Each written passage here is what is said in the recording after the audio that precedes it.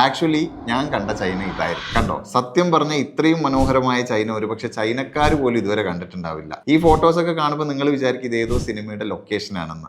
പക്ഷെ അല്ല, ഇത് ലിറ്ററലി ഞങ്ങൾ നേരിട്ട് കണ്ട ചൈനയാണ്.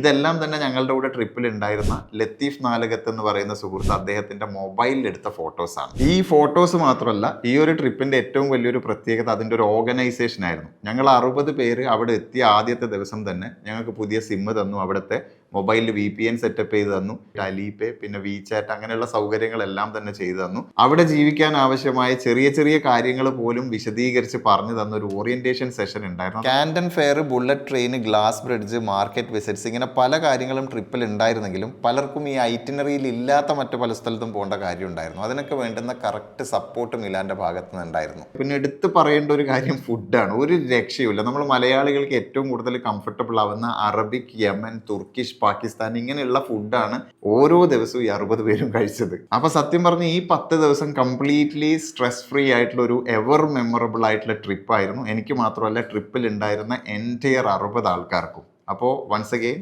Thank you Milan holidays.